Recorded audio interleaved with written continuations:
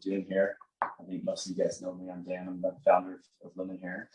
We've done this program before. We did it in 2020 in the fall after we kind of reopened and got things going again. It was super successful then. We did it all Zoom then because everything was kind of iffy, obviously. But you're going to learn a lot in this program. And I remember the benefits that people reported from it were just incredible. People were like losing weight and having more energy, getting a better idea of like how we can use the tools at Lumen as well as like the tools outside to, feel better, have more energy. This is a metabolic reset program. And the cool thing about when you think about metabolic health is it's not just weight loss. It goes to everything. It goes to the inflammation in our bodies. It goes to the health at a cellular level and the mitochondrial level, which equates to disease prevention and disease healing.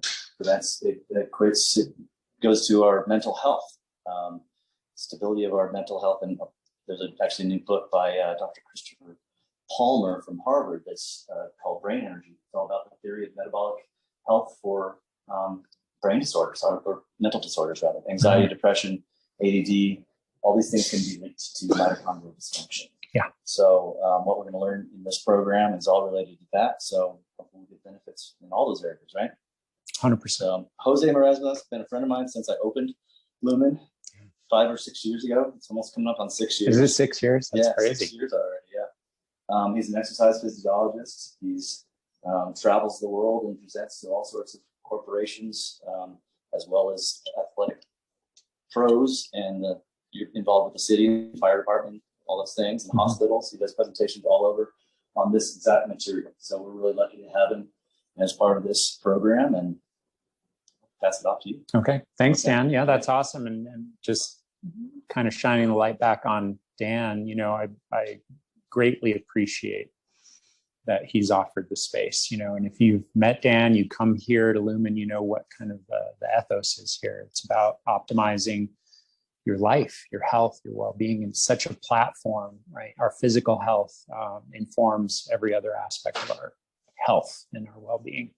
And so, 6 years ago, we met, hit it off instantly because we have the same passion, same heart. And for us, it comes from, I call it a transactional interest, meaning it's interesting to us for our personal health. And so that's why Dan founded this place. He was interested in his well-being and improving that, and thought, well, I want to share that with other people. And that's really kind of my heart, where it comes from. And so we're going to do 21 days together. The goal is, we'll talk about a bunch of different stuff. I don't want you to get anxious that, if I talk about some scientific stuff that seems a little, I'm not familiar with that. I don't have a biology background. It doesn't matter. We all have bodies, right? So this is kind of, I look at it as a little owner's manual, how we can take care of our well-being. And that's something that we can do. Absolutely, 100%. And a lot of us don't. We just choose not to. And it really is a choice at that point. But in 33 plus years that I've done this work, I've never met anyone that wants to be unhealthy or have low energy or not be comfortable in their bodies, those types of things. But it's stuff that we accept. And it's because our lives are busy. We really live in contrast to our nature as human beings, just these, biological suits that we live in, where our spirit lives and, our intellect lives. And we want good lives. We want really good lives. And, but again, just living our lives is a drain. And I bet we can all identify with that, and especially after the last couple of years, a lot of social, disruption that occurred, and that adds extra layers of, struggle. And our biological platform is really where we kind of get to engage and deal with our lives. The World Health Organization talks about well-being and health. That's their, that's what they're supposed to do, is go out there and try to help people be healthier. And they talk about well-being isn't the absence of disease. It's actually our ability to meet the demands of our environment and where we live, and to have that resilience to actually push up against the challenges of day to day and not be beat down and come back at least as good as where you were, or even better from the experiences. And what I've found, because of the privilege that I've had in 33 years I'll tell you a little bit about my background, is I've learned that we can do that. And that we can, we've got the DNA of the winners. I always talk about that. You're here today because your ancestors were able to figure it out and procreate and then perpetuate the species. So all that programming is in you. It literally is. And so we all have the ability. You don't have to be a world-class athlete. I mean, we all have the framework to be world-class athletes, because the hardest sport you'll play is your life. It really is. That's something I kind of, an ism I got in my head years ago. It's like, yeah, playing professional football is hard, or trying to achieve these physical feats is hard, but man, just engaging your life every day, dealing with, the day-to-day, making a living, just even driving here, it can be a challenge. And our biology isn't designed for all of that stress all the time. And so we can support that, our ability to navigate the world, by maintaining health and well-being. And that's a holistic thing. Holistic sometimes maybe overused, but it really is everything. It's your sleep. It's the food you eat, because our biology matters. It really does. And I mean, if you're coming here, you're tweaking your biology every time. This is a biohacking center, but I consider it's learning how to use our biology better. And that will give us more energy and more focus and more creativity and the energy to connect with each other and all that stuff. Because when that feels low, I mean, anybody have a poor night's sleep, and we're spicy when we wake up. We're less likely. We feel like everything's harder. Well, we can work on things to support that, because our best is something I think everyone's trying to do every day. And that's another thing I've learned in 33 years. Everybody's just trying to do their best every day, and our best looks different every day, and it can look different from moment to moment. But what I also have learned, just because of my background, is that this platform, when it's better, it helps support our best, right? In every pursuit, whatever it may be. It really makes a difference. Dan was talking about mental health. My wife is a clinical psychologist, and she also, her undergrad was in exercise physiology. And there are amazing psychiatrists and psychologists out there that have finally understood that. And they'll begin their treatment plans by, are you sleeping? Are you eating well? Are you exercising? Because it's going to be really hard to work through these cognitive things that we're doing unless that platform is healthy. And so it matters, right? Because our culture loves to identify one little thing, this one thing, or this one supplement, or this one pill is going to fix it. Ain't going to do it.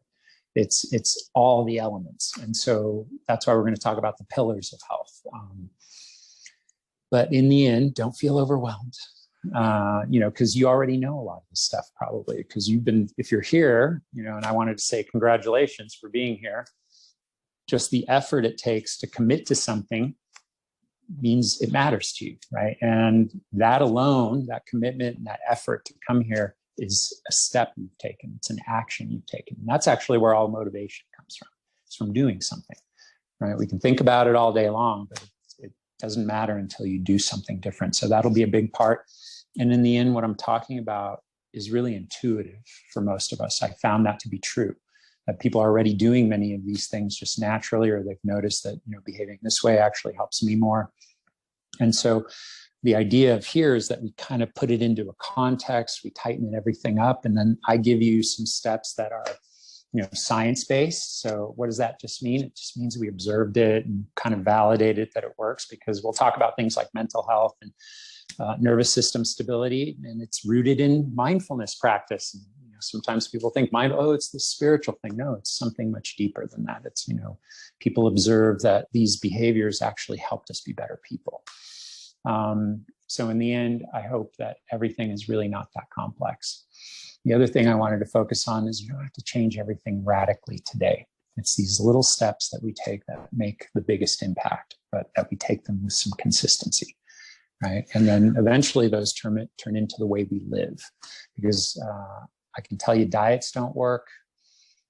Like regimens and plans are nice, they're formats, but they don't really work in the long term unless you make these a lifestyle, a way that we just kind of live. Because most of what we do on a daily basis, over 90% of every action you take every day, is habit. It's just stuff that we've gotten used to, and we just practice every day. And our bodies are trying to be very streamlined. Our biology is trying to be efficient in how we expend energy. And thinking, for example, uses a massive amount of physical energy. You probably think that, but it's real. These are things studied at like Stanford University. It's just making a decision around what to wear in the morning literally has the same energy demand in your brain and biology that you would expend for major things like, buying a home or whatever. It's the same amount of energy, but we're inundated with constant, right, work. And so again, we'll work on things to stabilize that. And then we're going to focus on mitochondria, and we'll get into that. Everything that I'm going to talk about, you're going to get PDFs that are going to be emailed to you on all the little subjects that you can kind of refer back to. Okay, what did he say? What are the things that we're going to try? And what I found is structure does help, right? Because it's kind of like a map. Okay, what do I do now? That way you don't have to overthink that either, right? Because so often we're overthinking. I run across a lot of folks that just overthink everything.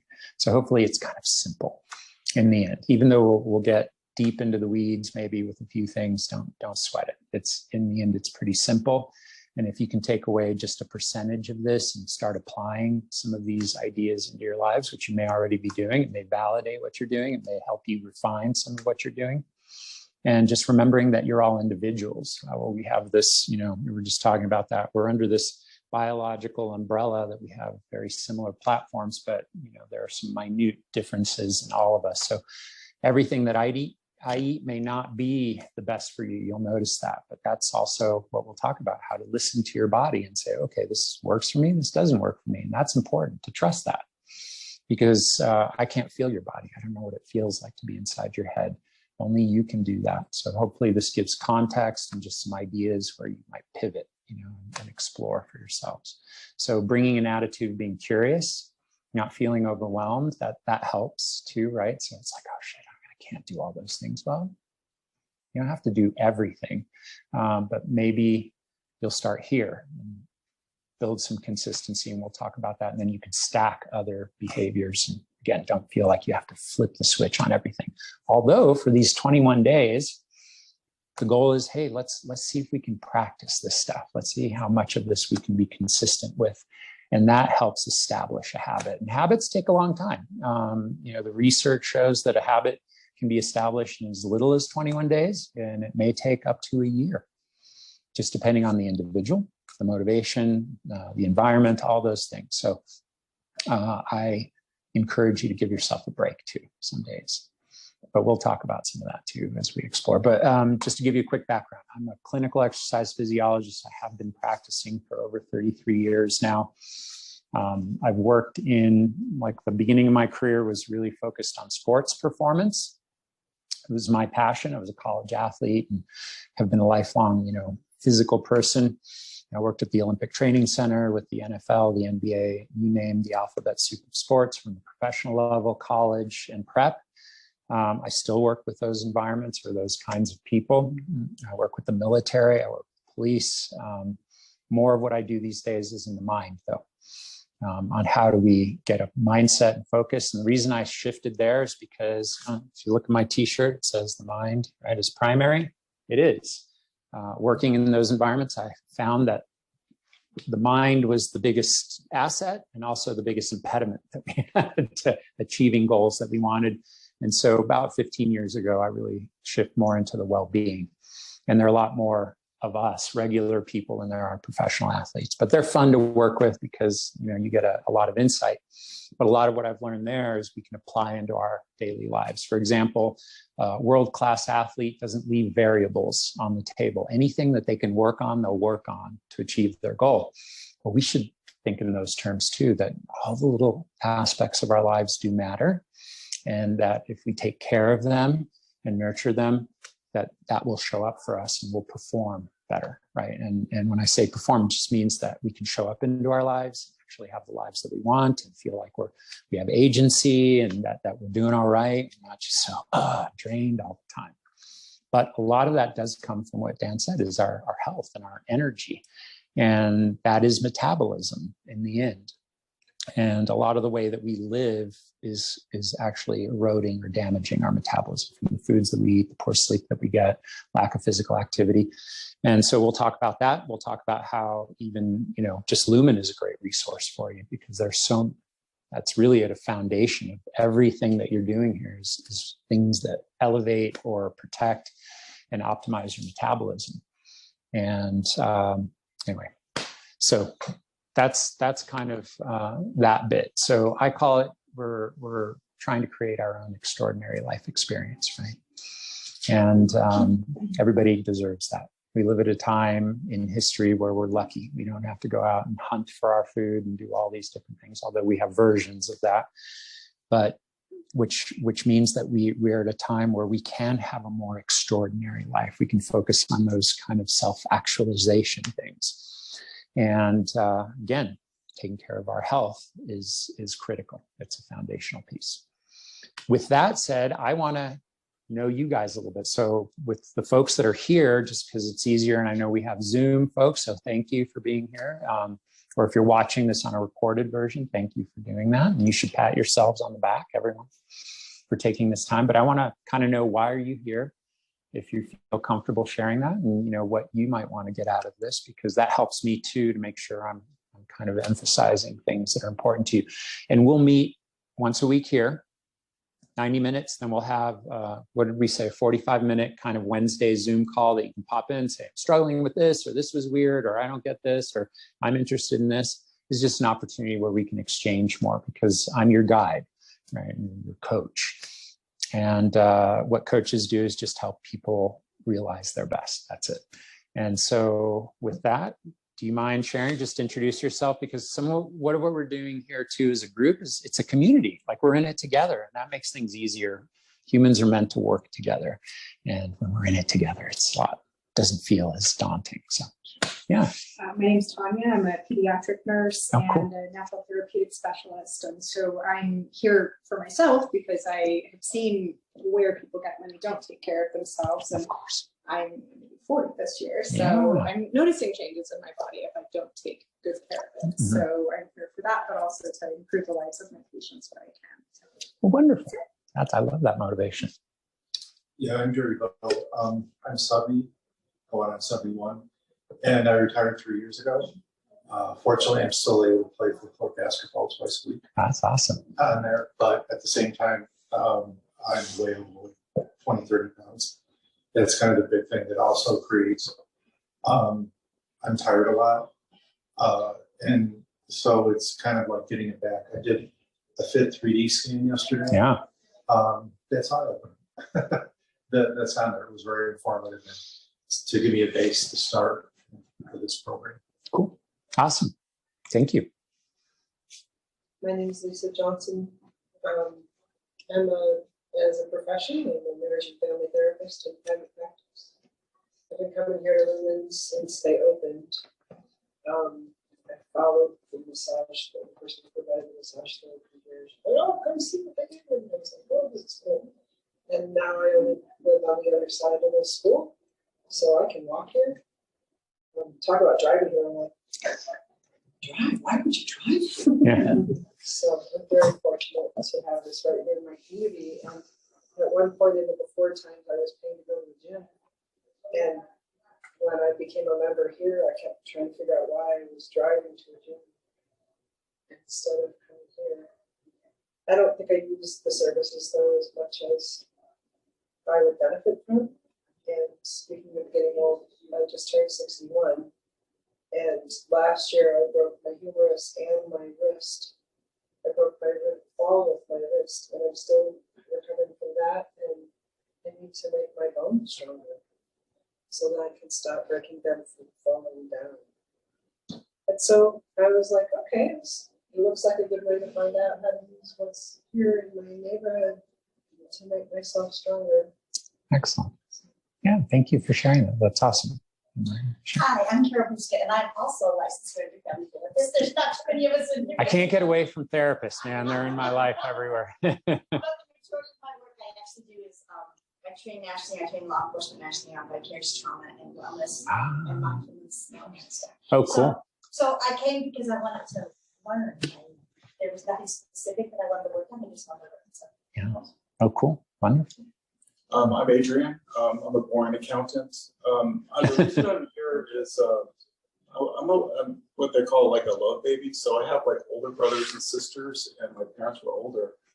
And I saw what they went through. My father had cancer, my brother had cancer, and my other brothers have heart problems and stuff. So I'm seeing where I'm headed. So I'm trying to prevent that, looking at input, output kind of thing. So that's where it's important. This is very important. Awesome. Awesome. My name is Lisa. I was introduced to Lumen about 3 years ago. Adrian comes here and he brought me along, and we taken advantage of some of the services here. Was interested in this class just because I'm in my early 50s and facing some health issues, and so I want to remain strong and vibrant as I continue to age, and so learn more about nutrition and how that can help. Okay, cool. Great. Thank you. My name is Tanya, also A or A. Good With job. W. You too. So I'm new right now.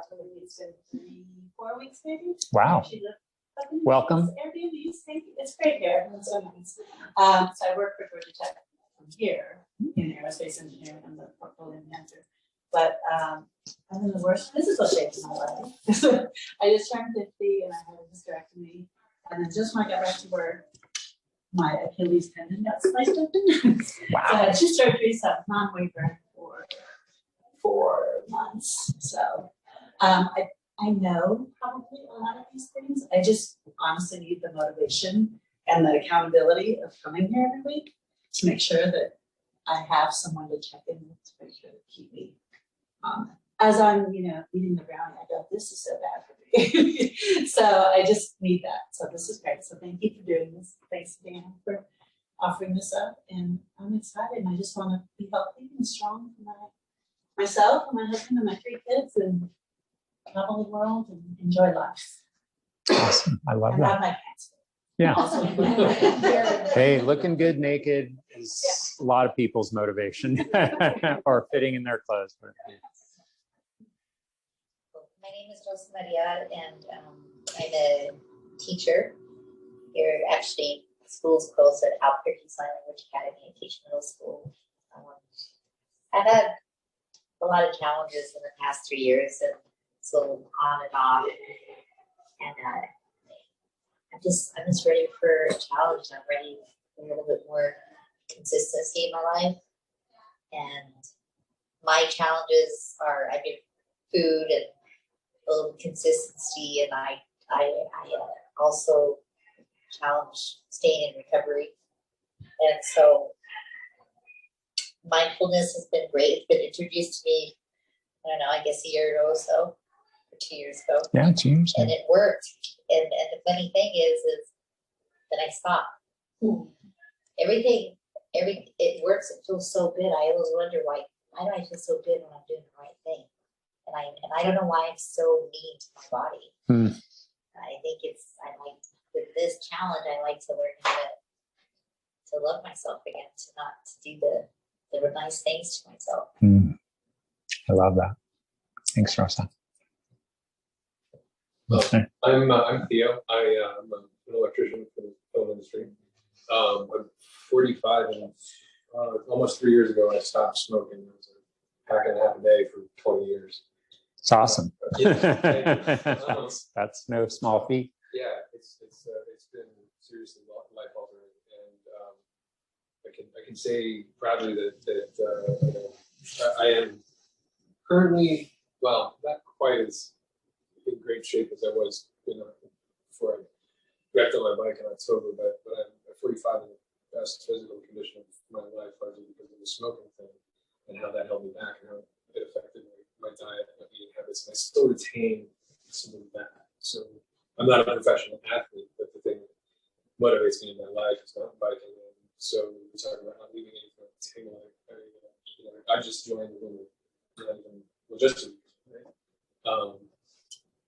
Because a colleague of mine, had gone through an injury and really need to get in and do this and have rehabbing a rotator cuff. So I saw this as a way, like you said, not to leave anything on the it's able to find, another path through for improved recovery and, continued mental and physical.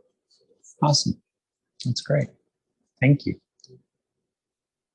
Hi, I'm Alana, and I'm here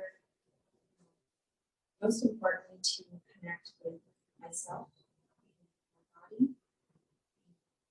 And, take the information I learned here into my massage therapy practice. Cool. Yeah, thank you. That's awesome. That helps me a lot. But you notice, right, we have similar themes. We just want to live good lives, right? We want to feel good and have the energy and take care of ourselves and age well, right? That's important to me. I'm going to turn 56 at the end of this month, and that's something that's on my mind, right? I want to extend my health span. And yeah. So I came to Lumen 5 years ago, and I was going through a lot of stress. I ended up with 63 stress counseling sessions. Wow. To get to retirement. Yeah. I had a great job. I had a great boss. It was just an environmental thing. And I came across Lumen, and that's when I started doing the body flotations. Mm-hmm. And what really helped was after an hour, it realigned. I was tired when I came out, but I felt totally refreshed. And so the coolest thing about it is when you reach the point floating, and all you do is hear your heartbeat and your breathing, you've reached that perfect spot that you've taken all the crap in your head and it's out, and kind of get realigned. And that was one of the things that really made a difference for me. Love that. Yeah, that makes a lot of sense, doesn't it? Right. Because even great environments, like great work, great boss, and there's still stress. There's still challenges that are there. And we feel much better when our stress is low. And we live at a time where most people are chronically stressed out. In fact, Harvard's I always throw these little isms because they're stuck in my head, but Harvard says that the average adult in the United States spends over 73% of their waking time in what's called stress pathways, meaning that our biology, our nervous systems are so activated that we are under stress. And it looks like work or driving or just the stretch of, I got to get the groceries and pick up this and do this, but our biology thinks it's life-threatening. And it's not life-threatening, but we allow that kind of activation, and it's a biological thing. That's a good segue, maybe, because stress is, stress doesn't exist like this chair exists out here, right? It's a physical thing that we can touch. Stress doesn't exist that way. It only exists in here. That's the only place stress is. So a lot of what we'll talk about is how do we take that information that's coming in that we can interpret as life-threatening and maybe reassign its value and say, okay, I can deal with this, this is doable, that kind of thing. And that's why the mind is primary. It starts in the mind, and why we do that work, because it's very easy to get charged, right? To get activated. And that is detrimental to your metabolic health, by the way. Chronic stress is probably one of the worst things that erodes our metabolic health, because there's a biological byproduct or a demand, right? Where we're constantly flagging the system, and it's just tired. Most people are just exhausted at the end of the day, and we don't recover. It's another reason to come to Lumen. There are a lot of recovery tools like the float. One of my favorite things in the whole wide world. It's, meditation on steroids. We'll talk about some of that too, because I'll get into, if you have questions, I'll get into all the offerings here and just how they specifically really do address some of the topics we're going to touch on, because you can optimize some things. Like a float is a wonderful way to reset your nervous system. ARX is the most efficient form of exercise and Carol bike that you can get, and you'll be surprised. So I'll dispel some myths around, you got to exercise all this to get the benefits that we want. You really don't. It's just the right amount of stimulation and doing it properly. And now, all these things are very science-based, and we know that you can get a little dose, and it's actually going to be better than wasting your time at the gym watching a screen while you're just kind of pedaling a bike or whatever. And that also creates more space for the rest of your life, right? So we're taking care of that. And so I had you all share this is because one of the most important things when we're doing lifestyle or changing habits or all those things, why? Why are you doing this? And it can be different. I want to look good in my clothes or naked, or I'm concerned about my health. There are a lot of legitimate and valid reasons, and they're different for each individual. So knowing why you're doing this is an important part of the practice. It's a mindfulness practice, right? why am I here? Why am I doing this? Because when you really can connect with that and stay close to that, that's an ally in your motivation. Because when you know why, what you do has more impact always. It's so easy to get distracted. That's one of the biggest stressors out there, is that we're often distracted from what matters to us. And we know eventually we're like, oh my gosh, I wasted time on stuff that didn't matter to me. And so some of what this program offers is like kind of a reevaluation, refocus on things that are important to you, and then really pour your energy into that. Right? And that's very valuable, and that's going to come back to you. And so that's good. So knowing why is important, because when we know why, we can have our intentions are a little more focused. The attention we place on those things are more important. And then we can, not to use a woo-woo term, but we can manifest or create the life that we want, the lifestyle that we want. So that matters. And I encourage you to stay close to that. Why are you here? Remember that regularly. And I'll offer you some exercises to help with that. And again, everything that we're going to do is science-based. It's actually been researched and it's been shown to be effective. And the value there is that we don't have to figure it all out on our own. We will use up a lot of time trying to figure out how to get there. Take advantage. Let's stand on the shoulders of people that have figured it out, people that are already doing well. So a lot of what we do is like positive psychology based, right? Looking at outliers. What are the people that are really successful doing? You want to emulate them, because most people are not doing that, right? Most people are just kind of getting through their lives. They're doing their best. They're trying, but they wonder why they're stuck or they feel stuck. So that's an important thing. Because I have a question that I always ask people for years. It's like, who in this room wants a mediocre, shitty life? Raise your hand. Anyone? You want a mediocre, shitty? Now I have two people. I had a 7th grader do this for me at Sandia Prep, but later on we found out that well, it's everybody's own individual definition, right? So in truth, nobody wants that. Yeah, that's good though. It's good. Be contrarian a little bit. But we really don't want that. This is not, we're not here to just exist, but I hope to thrive in some way, right? Somebody was telling me about 1884. Anybody watch that series or something? I haven't watched it. It's some series, and it's about the Oregon Trail.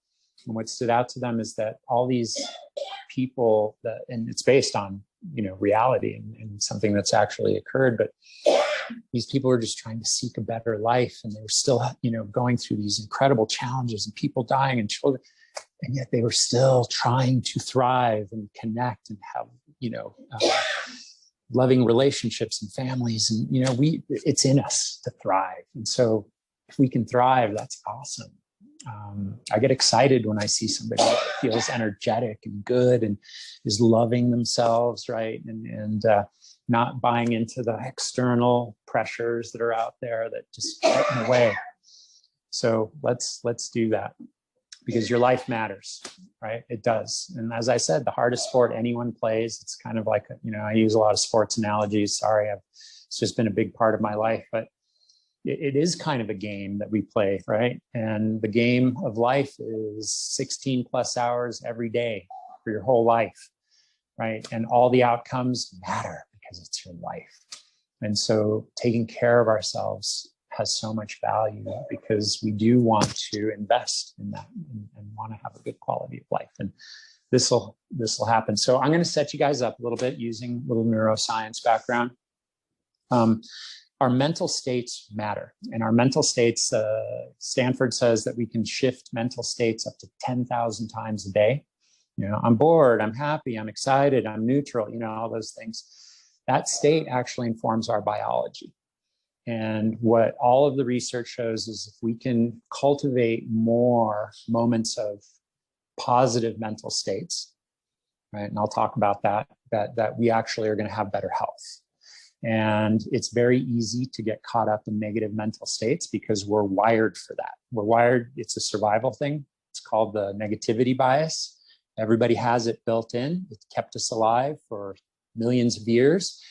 And we lean on it way too much these days. We don't need it all the time, right? But yet it tends to be activated. So part of what being aware of what you're thinking, what you're feeling, and so forth, it helps us decide. We can choose to change our mindset, right? And so we pivot where we're focusing.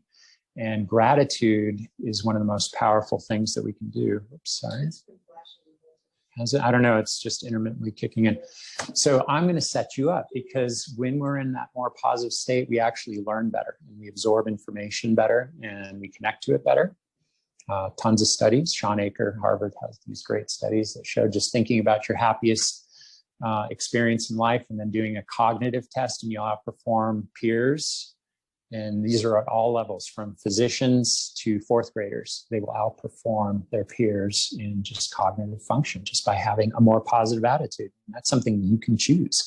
So what I'd like you to do, we're going to do a mindful moment here, is get comfortable in your chairs, set your feet down flat. And I'm going to teach you to meditate in a little bit, but it's not hard. So just feel comfortable in your body. And I'd like you to take 3 deep breaths, breathing in through your nose all the way.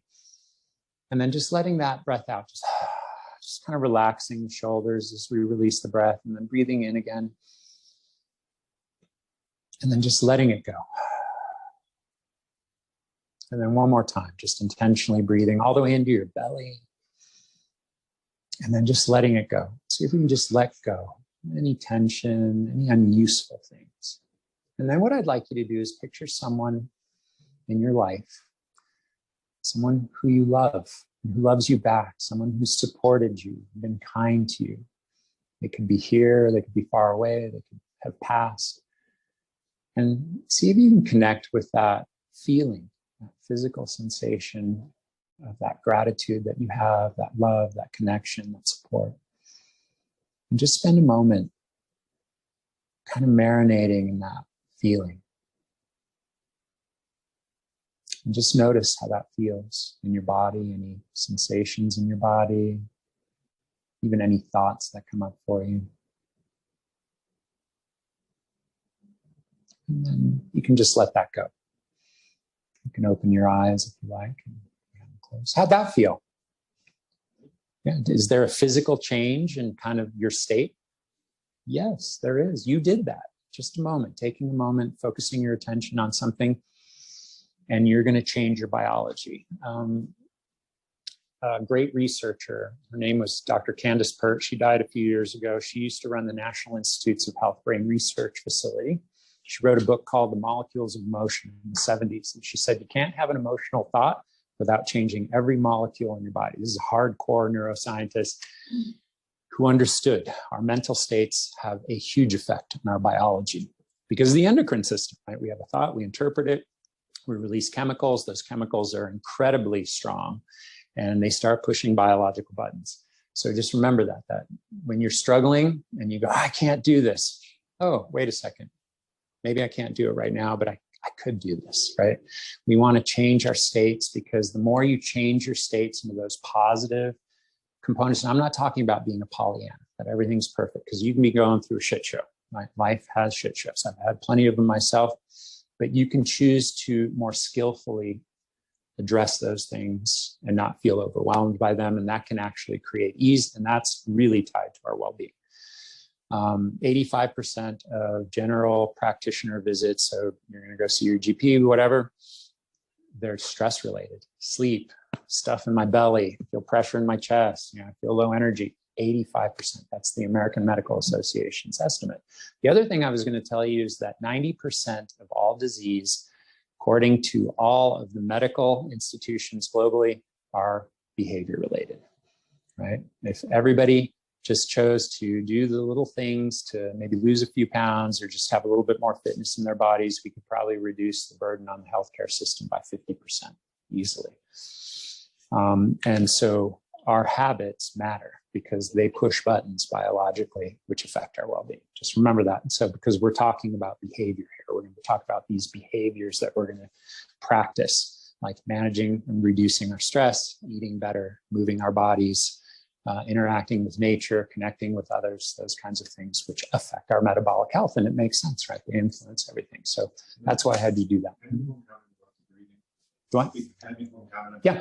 So when I was going through counseling, one thing that a counselor told me to do that worked very well for the breathing, when you take it, close your mouth, take a deep breath and release it through your nose because more carbon dioxide goes up. So things that I would do is like when I'm driving, and if like I left work and then I was doing 15, 20 minutes to drive the basketball, if I did that breathing for the 15, 20 minutes when I got there, the stress was gone. Yeah, that's great. That's real, right? Yeah. That's very real. And I'll talk about that. But yeah, thank you. And well, I can address that a little bit. You know, breathing through your nose is very powerful. There are a lot of reasons to do it. So in meditation, we always breathe in through the nose, always in. And then out could be through the nose or the mouth.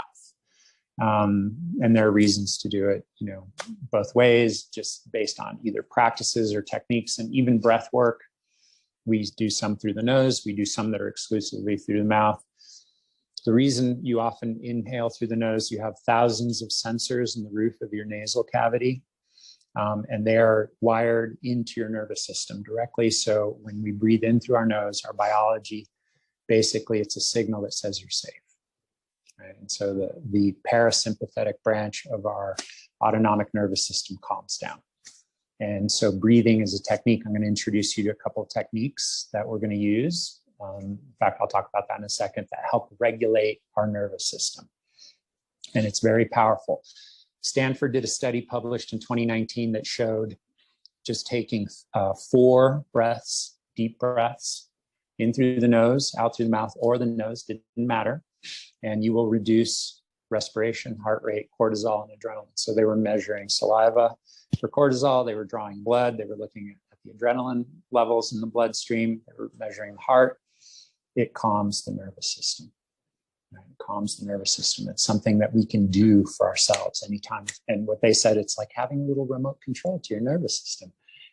Problem is we forget to do it. We don't think about it. So we practice. That's why meditation is very useful, or breath work. I'll talk about those things so that we can use those tools to regulate ourselves, right? And regulating, when we can regulate into a more balanced state, we're less activated into that kind of stress pathways, we make better decisions because your brain's online. I often, you know, we'll do one where I'll show you a brain scan of somebody that's dysregulated. In the lab, they've gotten them dysregulated and they take a scan of their brain. So they use an fMRI, they're looking at blood flow. And somebody that's just over the edge of regulation and the blood is gone in the prefrontal cortex. That's our thinking, you know, mind, our compassion, our problem solving, our, you know, agency. Then there's a comparison brain where they tried to poke that person into dysregulation and they were just breathing. And guess what? All the blood stayed in their brain. They stayed regular. I work with a lot of soldiers and we work on breathing. In the special operations community, if like those guys you see in the back of the airplanes, they're going to jump out with all their gear, you know, all that cool stuff. They have 5 things that they focus on when they're about to deploy or about to take off. And the first thing on that list, you know what it is? Check your breathing. You know what the second one is? Where's your gun pointed? Right? So that's how important it is, because when your breathing is right, your nervous system becomes calm, you don't get twitchy, your brain's online, you can use all that beautiful information that you have and apply it. So regulating our nervous systems is the first thing we're going to talk about, and how we can do that for ourselves all the time. We can do that. And it's something that we have to be attentive to, because it's very easy to dysregulate. You know, oh my gosh, that guy cut me off, or oh crap, I have a flat tire. You know, it's easy to go one way. And what's cool is you have the power to go the way you want. And that's about the biggest power we have, is to self-regulate ourselves and choose for ourselves. So that's important. But it's going to affect our metabolism, right? Dysregulation, stress has one of the biggest impacts on our metabolism. So let's talk about our focal points. These are the pillars. And these are the things that really do affect our metabolism, affect our health, our well-being, all those things. But our context is metabolism. So we're going to, you know, how do we train our minds? How do we strengthen our ability to regulate that perception of stress that's coming in all the time, right? If we're awake, that potential is there all the time. So how do we regulate that? Our sleep, right? Anybody have sleep issues here?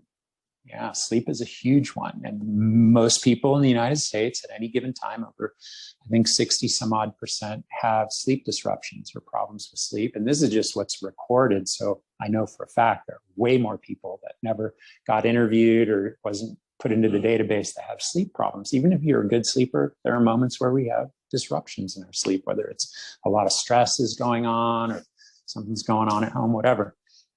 We're going to talk about exercise, physical activity. I'm a clinical exercise physiologist. The way I look at exercise these days, it's medicine and it's non-negotiable. If you don't move your body, everything starts to break down. It really does. You know, that old adage, if you don't move it, you will lose it. Right? And our physical capacity, right, to move, our strength gives us freedom, right? It's freedom in the world. This is the platform we move in. Anybody ever, well, I've heard injuries, right? You get an injury and it shows you taking away that mobility really affects our freedom, and exercise fortifies our mitochondria, right? That's how one of the best ways for us to strengthen our power plants. Energy, I'm going to talk about that, and support our muscle mass, because muscles aren't just to look good. Muscles are practical tissue. They're the most precious tissue that we have. They're highly metabolic. They have the highest concentration of mitochondria. And when we exercise, we support that. We support the health of those things. Nutrition, critical. Medicine. My opinion, after 33 years, is food is either medicine or poison, and there isn't a whole lot in between, right? And there's some variables there, but we'll talk about that. That's a focal point of our nutrition. We'll talk about the nutritional platform that we use here, and we try to keep it simple, right? Because food shouldn't be complicated, by the way. Nutrition, diet, and that's an industry thing. That's marketing, and that's the food industry has made it complicated for people, and people make tons of money off of selling these programs and these other programs. Humans have been eating for all of human history. It shouldn't be complicated, right? And then our social networks and connections. I'm going to touch on that because it has a huge impact on our health. In fact, that probably has the biggest impact on our happiness and health, and that's research-based. So we'll talk about how that comes into play here, because that's something that we struggle with sometimes, right? You know, put a bunch of humans in a room and there's going to be some conflict, just the way we are. And then honoring our nature, and I'll elaborate on that, but that includes being in nature. There are real biological reasons that we need to interact with the environment that humans developed in, from being in dark, light, extremes in temperature. These have an impact on our biology, because our biology is meant to navigate all these things. And if we don't stimulate those things, because we live in a world where we can put the heat on, or we can have an air conditioner, or we can regulate it, but it actually is bad for us. And the average American spends 93% of their day, these are adult Americans, indoors. And that's an EPA study that was done a few years ago. And they estimated why? Because we work in front of computers and we drive in our cars. And, you know, we're inside a lot. We should go outside. And we'll talk about how that comes into play, if that makes sense. So these are the big ones. Largest influencers on our metabolic health is going to be diet, exercise, sleep, stress reduction, and exposure to natural environment. And I'll elaborate on how that comes into play. What's nice about these are variables we can work on, that we can actually push buttons to improve and to optimize and just get them better. And these are little habits that we have. And so we'll talk about that. But that's the big stuff right there. And in the end, you know, Dan talked about that, mitochondria and metabolism. So what are mitochondria? If you remember your middle school, high school biology, it's that little kidney-shaped organelle in every cell. Every single cell in your body has mitochondria. These are power plants. These power plants are what make the life energy, ATP, adenosine triphosphate.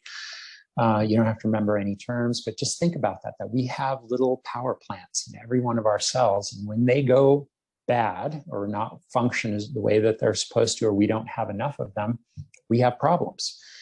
They can be emotional problems. They can be disease problems. For example, what's a cancer cell? Cancer cell is a broken mitochondria That's one of the elements of a cancer cell, and then other mechanisms that work within the cell don't work properly, and these cells proliferate, because we all have cancer cells every day that develop in our body, but our immune system and these apoptosis, these little things break down those cells so that they don't create problems, right? Because we want nice functioning cells in our body. So our mitochondria is what we want to take care of. That's an oversimplification, but basically it covers it, right? And so all the things that we talked about actually support the health and the volume of our mitochondria.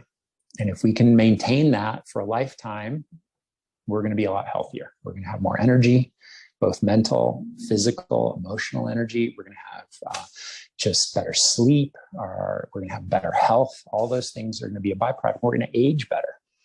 That's an interesting, little side field that I'm interested in. And all this stuff will support that.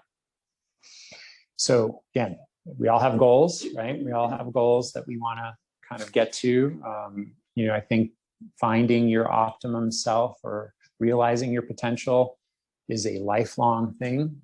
You'll never realize your total true potential. Sorry to say that, but we probably won't, but we can realize a lot of it. We can get closer to that through our behavior. So that goal, right? You're here, that goal to be closer to your best is kind of an ongoing journey.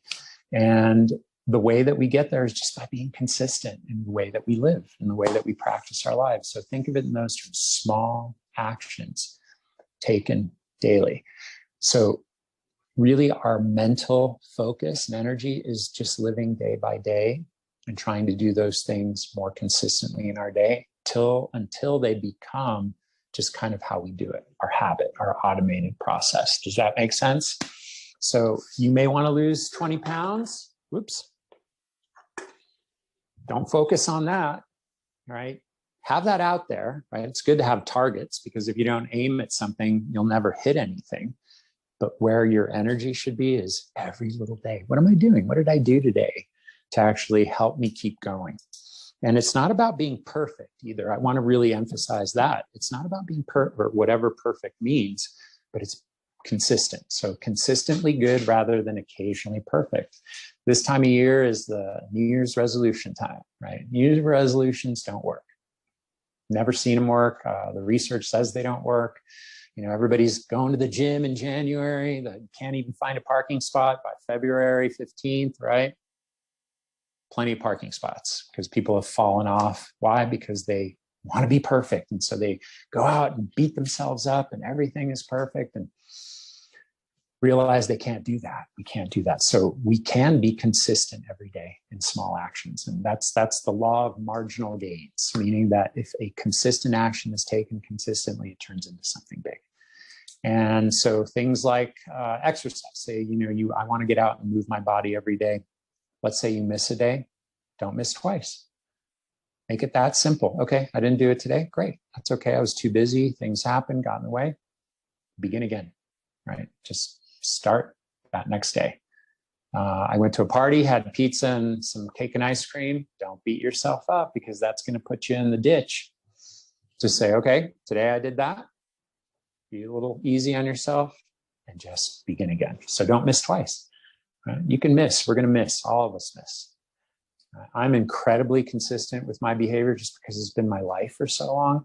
People freak out. And I'm like, no, but I miss too. I have those days. I'll meet Dan for tacos and some ciders across the street and whatever. And I enjoy that. And then I just get back to it. Next meal is going to be this. And it's consistency.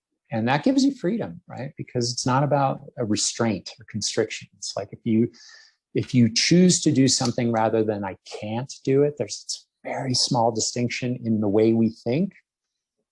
It frees up a lot of that energy so that we're not fighting ourselves. And in mindfulness practice, I'm trained in mindfulness-based stress reduction, which was my formal training, 2-year internship.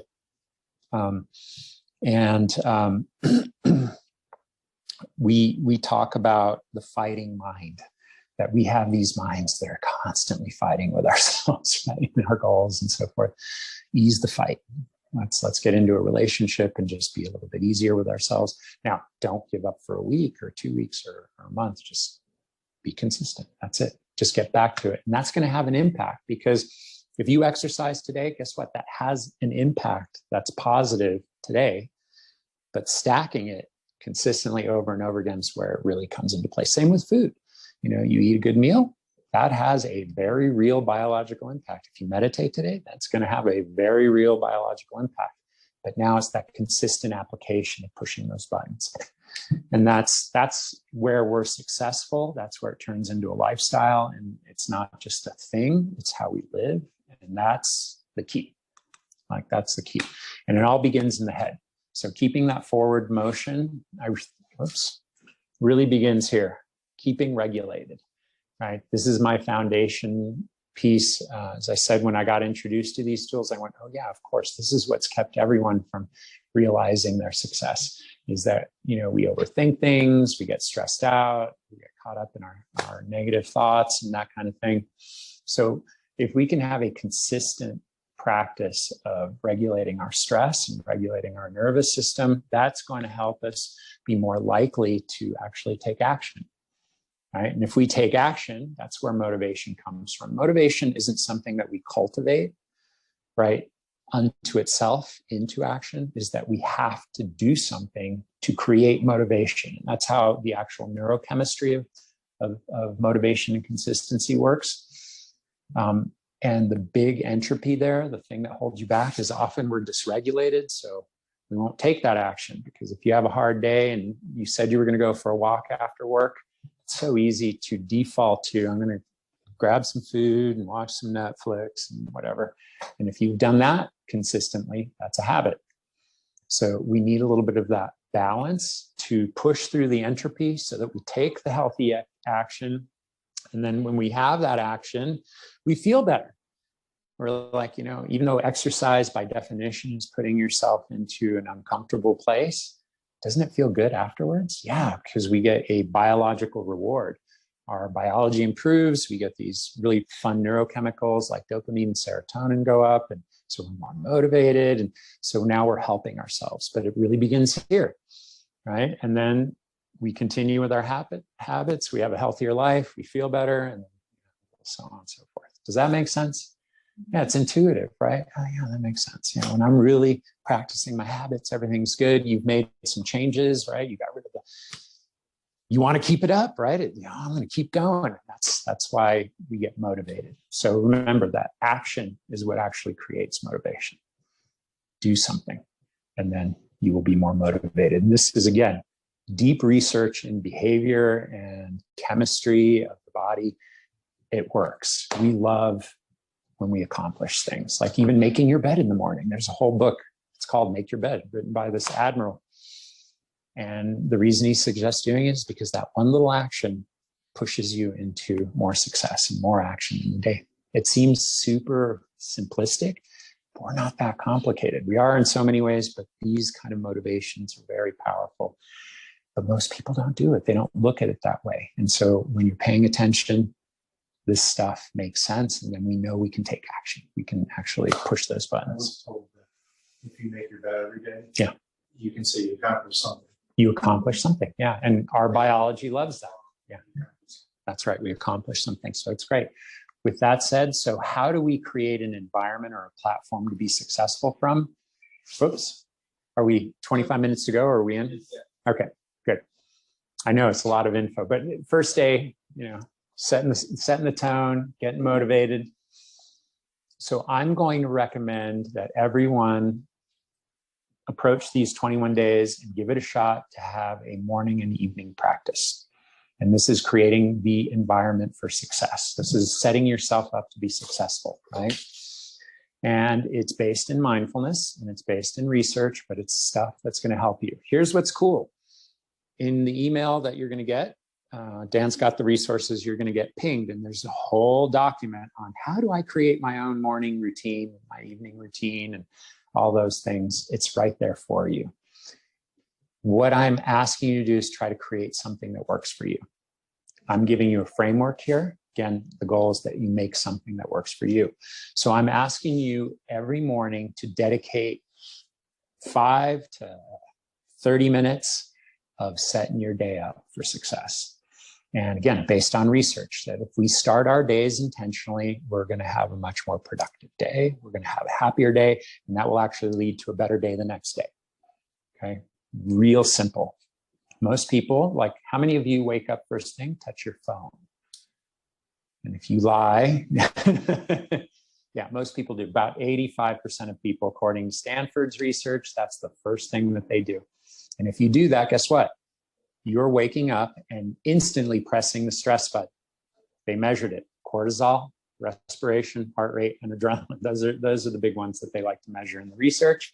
And anyone that touches their phone or even really looks at it, those are through the roof, and you're chasing your day. It feels like you're in the back seat, you're not in the driver's seat, and everything feels a little harder. So what do they suggest? Have a morning routine or a practice that centers your nervous system, gives you a little focus, and you're going to be more successful. And it doesn't take a lot. Like I said, 5 minutes. If you can dedicate that, excellent. If you can do a little bit more, even better. The researchers say don't touch your device. Wake up, no contact with technology of any type. The researchers said the ideal is 60 minutes. If you can avoid that for 60 minutes and allow your biology to kind of settle into the beginning of the day, great. If you can do 5 minutes, good for you. You know, you can build on that. So don't make an unrealistic goal. Make one that's realistic. But for me, this is non-negotiable. This is a way to start. All my private clients, whether they're special forces soldiers, Olympic athletes, or moms, I'm like, I want you to do this. I've done this for many years. It makes a huge difference. If for some reason I miss, my day is not as good ever. I'll get through my day, I'll function, all those things will happen, but I notice it's not as good. And so start the day, wake up, no contact with your phone. This is a great time to introduce some kind of mental practice. So this could be meditation, it could be breath work. I'm going to show you techniques that are very doable. You can do them right now. You don't need any special training, just kind of some framework to do it. These techniques work. Bottom line, every researcher that researches breath work, mindfulness, that's the first thing on their list. If you do it, it works. And no one's excluded from that. So it will not work for you, if that makes sense. So we'll do some type of meditation, centering, or focus. Technique number 1, and I think I provided that one. So one of the easiest ways I found to use the breathing regularly and then make it a habit is to take 5 deep breaths 5 times a day, okay? And so the way that I've structured it, it's really pretty simple, is you wake up, don't do anything. I mean, if you have to go pee, run, go pee, whatever, then 5 deep breaths. And when we do a mindful breath, what we want to do is just focus our attention on the sensory experience of breathing, and breathing into our belly, breathing in through our nose. You can breathe out through your nose, your mouth, and just take 5 deep breaths. That's it, 5 deep breaths. So it could be as little as 5 deep breaths. It could be a breath work practice. And I'll show you those. Don't worry, in this, I'll give you exact things to do. And then very quickly, think of 3 things you're grateful for. This is Harvard's research on happiness and performance. And just that little shift into gratitude changes the structure of your brain, changes the chemistry in your body. You're going to be a lot more optimistic. Again, not Pollyanna. These are real things that you're taking charge of in your attitude, your focus, your mindset. And gratitude seems to be one of the most impactful in our biology. It's very easy to trigger this. And so 3 things, different things every day that you're grateful for, big or small. So, the beginning, you might say, oh, I woke up, I'm so grateful for my family. I'm grateful for my home. I'm grateful for the cup of coffee that I'm getting. And then it could be very simple things. Oh, I'm grateful for those new pants I got. Doesn't matter is what they found, as long as you just practice this sense of gratitude. And now you start telling your brain, hey, I've got a lot in my life. There's a lot of good stuff, and we don't go into that negativity. And so it's now fortifying your kind of motivation for the day. Does that make sense? So 3 simple gratitudes. And again, seems so just simple, but who's doing it? Not a lot of people are doing it. Not a lot of people are doing it. They're doing the opposite. They get on their phone, oh crap, the news. That's a very different biological condition that you are putting yourself in. right? And that changes the chemistry in your body. And guess what? Change that, every cell in your body is changed. Candace Pert, not me, so good research. Then for this challenge, I call it seeing yourself being excellent. So from the gratitudes, just take a moment.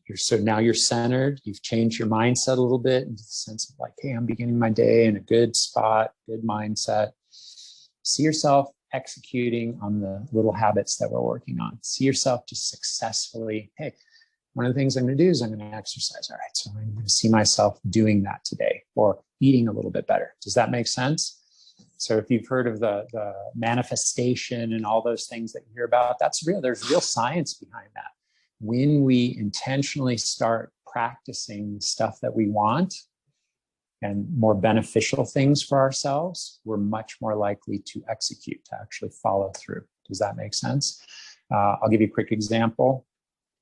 MIT's business school, it's the Sloan Business School. The student affairs director there is a physician and a neuroscientist. Every single one of their MBA students is required to create a vision board and practice visualization.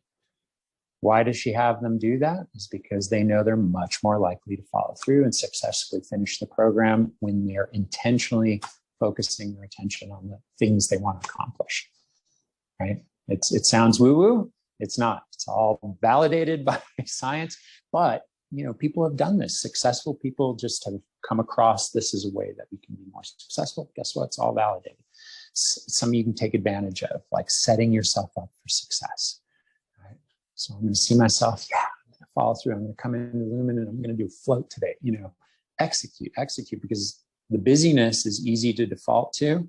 And then you fall off track. You don't follow through with things, the little things that are executable in your day. If that makes sense. And then you can start your day. So some variation of this, you're going to get a more detailed document that gives you a lot of, how do I do this? And the key is that you make it work for you. Right? And things that you can add to that is like, maybe now this is when I'm going to exercise. If I have that time in the morning, I'm going to do my exercise. Right?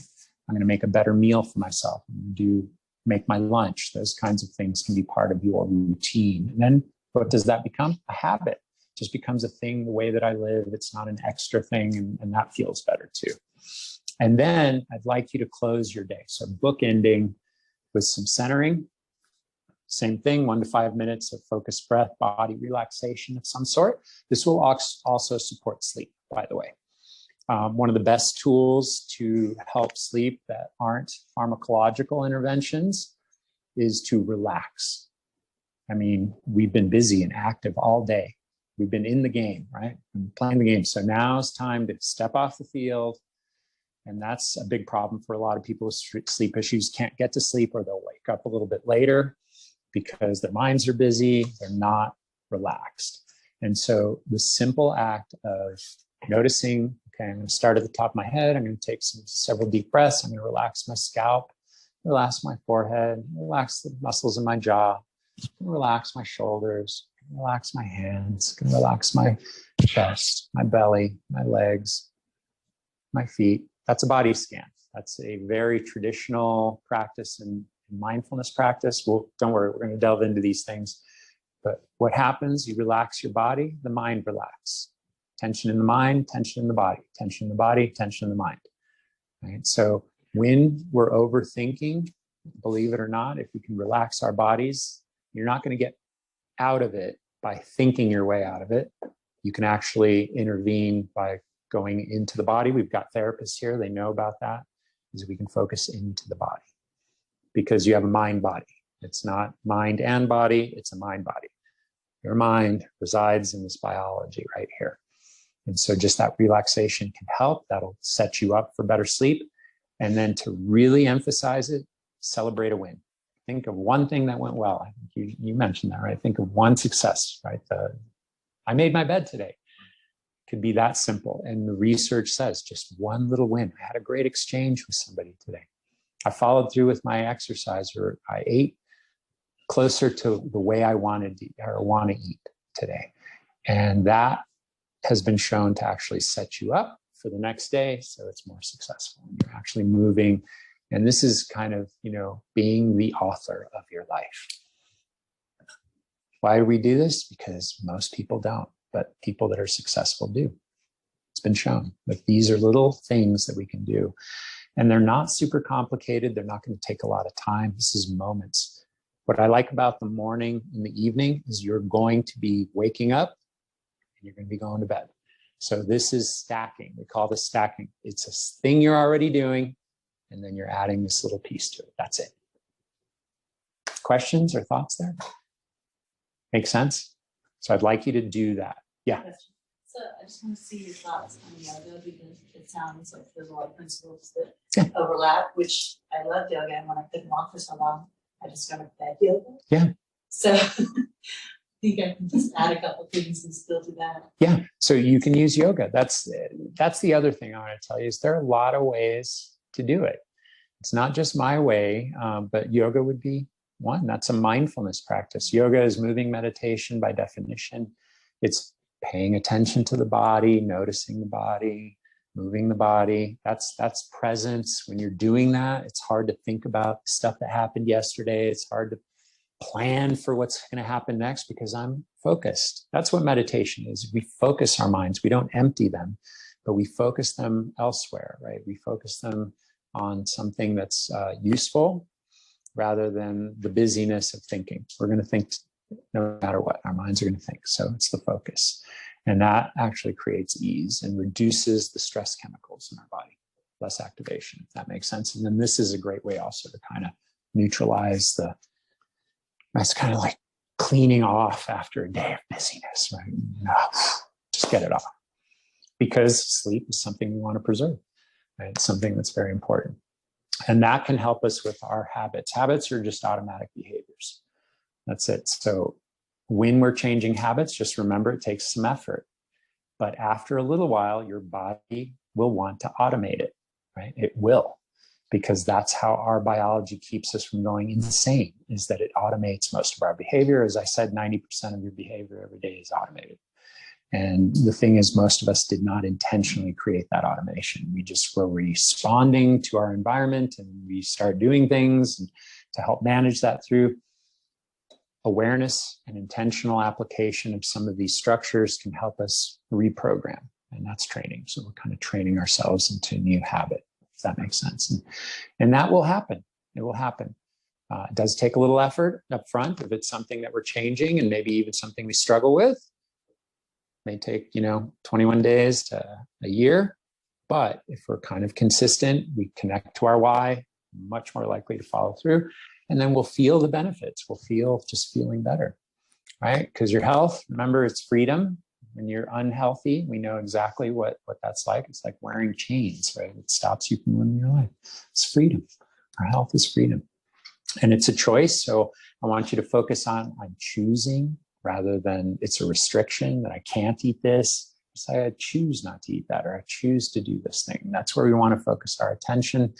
Great philosopher Aristotle said the secret of change is to focus all of your energy not on fighting the old, but on building the new. And guess what? Fast forward a couple thousand years, the neuroscience says that's actually how it works. Focus on the effort, that little effort every day that you're going to put in there rather than the long-term goal, right? It's out there, but if you focus that little effort every day, you'll get to those goals and those waypoints, right? You'll move towards that direction. And that's where consistency will come into play. And this is really applicable, and it works. It really is. Like I said, 33 years, I've been doing this for a long time with a lot of people. This works, right? Is it perfect? No, but it works. So one of the challenges I had that I retired just before the pandemic started. Mm-hmm. So one of the things I had a restriction where I was told by my family doctor, don't play pickup basketball, don't go to gyms and things like that. And it was kind of frustrating because playing basketball has been a release. Mm-hmm. And I was in my mind, like, okay, how many more years am I going to be able to play? I'm really fortunate that I'm still be able to do that. And one of the things that the work around the end, someone told me about around the UNM golf course, the north course, north of the hospital, has a 2-mile dirt path. Mm-hmm. And I don't like walking concrete and stuff like that. And I'm goaler and So I was able to go out there and to be able to get 2 miles in every day and get it done first thing in the morning, that I accomplished something with that. So it's kind of like trying to figure things out instead of getting frustrated. What's a possible alternative to do that? Yeah. Well, I think that's great, right? So there are people advising us all the time to do this or that or the other thing. I think it's important to listen to yourself sometimes and know what's best for you and not get too hung up on the external. And, you know, physical activity is critical. Being outside is critical, all those things. And was that why you were being limited, is to avoid contact with people or something? Or?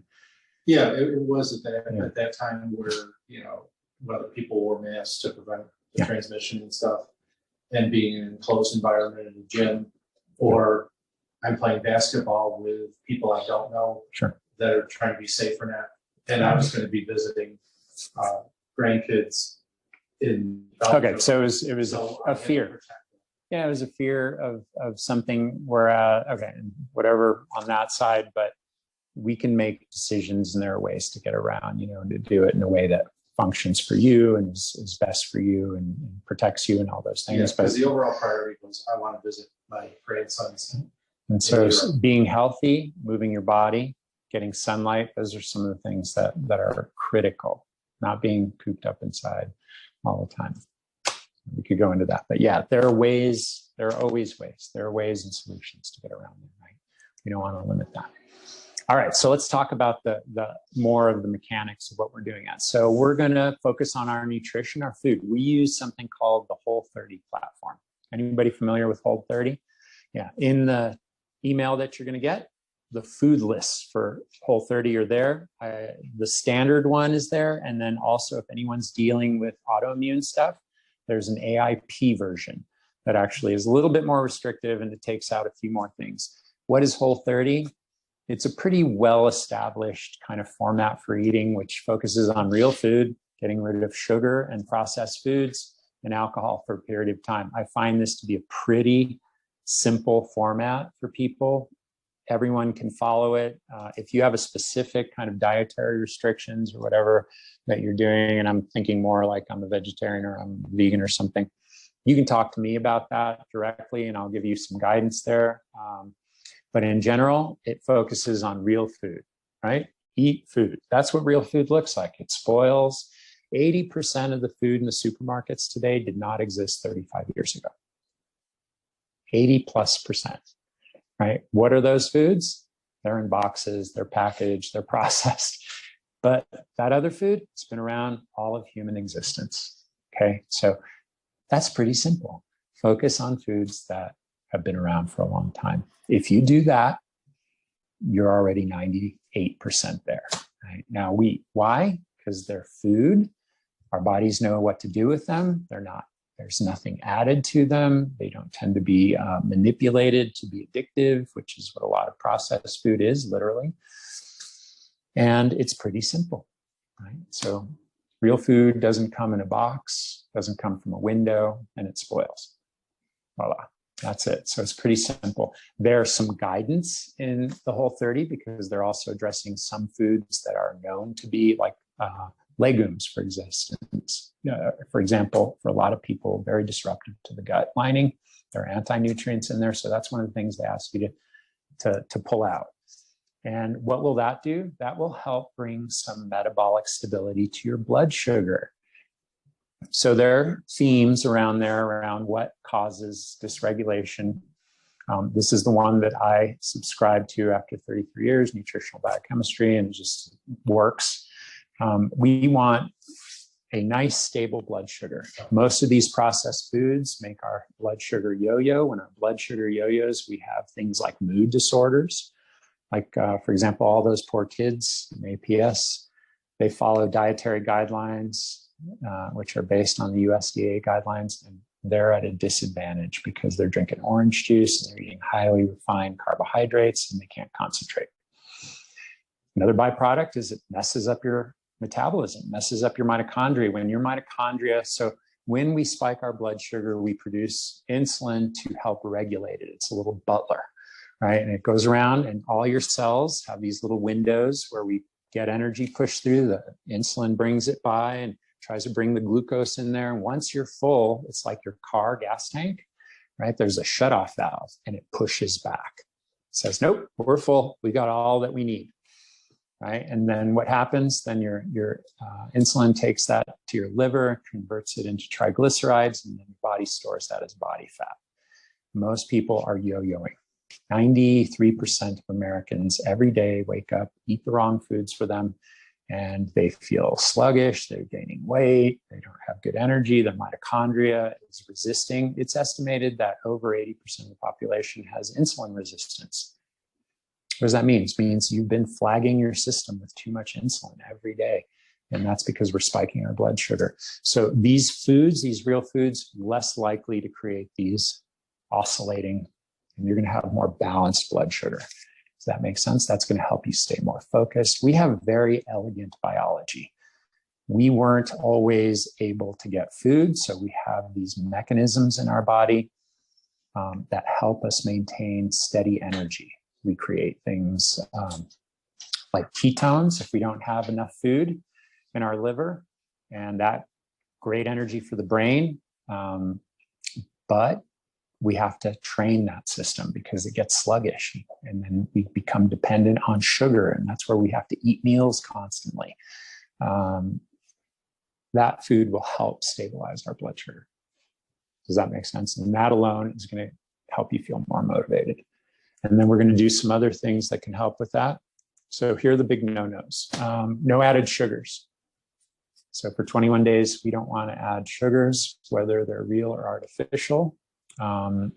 So maple syrup, I'm okay with honey. If you want to have a little bit of honey, unless you have a real problem with sugar, honey's food. Honey has vitamins, minerals, those types of things. I'm okay with that. If you want to put a little bit in your tea or coffee, it can help. So, but make sure it's local and real, because if you're buying it from the supermarket, it's probably cut with some kind of sugar or syrup or whatever. So if you know, there are a lot of great sources for real honey. That makes sense. But right now, part of the reason we do this is so that we have a sugar kind of, and we all do. Everybody has a sweet tooth, by the way, whether you think you do or don't. Like I don't really have a sweet tooth, but you know, that's a precious calorie. It tastes really good to us. It makes us go, woo. But it's because we couldn't get it very often when we were hunter-gatherers. You know, we'd find the honeybees and we'd battle them and then we'd eat that. And that was great. But we didn't have, you know, all that accessible sugar in it. And it really does mess with your blood sugar. And if you eat these foods, like these sweet foods or refined foods, you're going to crave them more. You're going to want them more. So what you eat actually informs your cravings. And if you're eating real food, guess what? You're going to start to actually crave that more. You're going to want that more because your body recognizes, oh yeah, we get all the nutrients that we need. We feel good. Most obese people are malnourished, by the way. They get lots of calories. They don't get enough nutrients or nutrition in their bodies. And there are a lot of reasons that people move to that extreme, morbidly obese state, including emotional things, but we can help ourselves by actually messing with the blood sugar and making sure it's stable. Does that make sense? So we're going to avoid that. Alcohol. I know that may be a thing for some of us. Again, I'm not against it. I told you I'd meet Dan to have a cider or something. I like bourbon, but we're going to avoid it for 21 days. It's just part of this little thing because it is a sugar, right? And there could be other reasons, but that's mostly what it is, right? And it makes our metabolism sluggish. When we drink alcohol, it's a neurotoxin. Your body wants to clear it. Your liver prioritizes its efforts and metabolism to getting rid of it. Everything else goes on the back burner. And that can lead to weight gain and feeling sluggish and things in the brain. So that's a good start right there, is that we want to avoid those things. We're not going to eat grains. Why? You know, I know it's on the USDA's list because in reality, grains are refined sugars. They really are. And they spike our blood sugar. In fact, in many studies where they're measuring glucose production, you will get a higher blood sugar spike from eating a piece of whole wheat bread than you will from literally eating a spoonful of sugar. It converts very quickly. It can be disruptive to the gut. That's why Whole30 eliminates it, is because a lot of it is the gut disruption, right? And doesn't mean that good grains can't come back into sprouted grains later, you know, those types of things. Little white rice, you know, those types of things can't be part of a diet. I don't eat them personally. I haven't for like 15 years, but for some people that may be practical and maybe something that works well. I eat sushi sometimes, that kind of stuff. Again, it's not about perfect, and you know, you may enjoy it, but for now, we're just going to avoid grains in this 21 days, see how we feel, right? We're going to see how we feel here. And then same with legumes. And that's because there are disruptive elements in legumes. You know, in historically, humans that ate grains and legumes, they would sprout them. They would go through a process like, you know, here in this part of the country, for example, like corn, they would put it in lime juice, right? And that lime juice would break down some of the stuff that disrupted the gut, and it made the corn more absorbable, and you get more of the nutrients in there. I'm running late. I know it's easy. So dairy, this one's kind of an interesting one. I'm not against dairy. I think it's great for a lot of people. I think some other people, it's not so great because they have allergies to dairy, or they're not getting good quality dairy. It's processed dairy, like raw dairy. The reason that we do it for 21 days. Now, with this said, you can, if you like cream in your coffee, because you can have coffee, go ahead and do that if that makes it easier to enjoy and so forth. I eat dairy, although I'm going through this with you, by the way. I'm not going to be doing any of those things. I'm going to be eating this way too with you, just so you know I'm in their solidarity. A lot of people have a disruption here. And that's why in the whole 30, you do this, is just to avoid commonly known disruptors, or things that are allergens to people. And that's why we get rid of them. And for 21 days, if you eliminate these things, you may notice, gosh, my gut doesn't have as many problems. I don't have as much gas or whatever. And then you can reintroduce these slowly and see, does this really bug me, or is this okay for me? Does that make sense? So again, we're going to just try to be good. Don't have to be perfect, but we're going to try to be good around that. These are additives, things like carrageenan, MSG, sulfites. If you're not eating processed foods, you're going to avoid all those things. That's it. You know, so again, just avoiding these chemicals that are used in food right now to make them either more stable or more palatable or have a different texture. Again, the food industry manipulating food to be more addictive. We're just going to avoid it. But if you avoid packaged foods, you won't get those things. Okay. And, you know, even baked goods. So the gluten-free thing, whatever, you know, I was at the climbing gym earlier and I saw these beautiful gluten-free, you know, red velvet muffins. And I'm like, yeah, that looks good. We're not going to eat those, right? Because they package, it's healthy, right? It's a healthy thing. So we're just going to avoid baked goods. Why? Those are a source of blood sugar spiking typically, if that makes sense. We're not going to weigh ourselves or do anything. Now, if you want to at the beginning and see if something changes at the end, I'm okay with that, like you did the Fit 3D. But during these weeks, let's not focus on that, right? Because that'll get us hung up. And then there's the mind game. You know, people, like even when I do clinical weight loss, we won't measure weight more than once a week. We don't allow it more than once a week because we don't want this kind of mental thing going on. Like, oh, our weight fluctuates all the time. Like mine naturally fluctuates 5 pounds on any given day. I can literally be 5 pounds different. We don't want to focus on that. That's not what we're focusing on. That's not going to help our daily effort. Does that make sense? So we're going to avoid that. I'm going to introduce the idea of fasting. Anybody fast here or been exposed to fasting? Okay, cool. It's legit. This is something that works very well. What do we benefit from? Well, a lot of things come out of fasting. One, we allow our bodies to recover and repair themselves when we eat. Those type of mechanisms, right? Autophagy, the repair of cells, doesn't happen because your body's prioritizing on digesting and breaking down food and then using that to rebuild tissue and give you energy.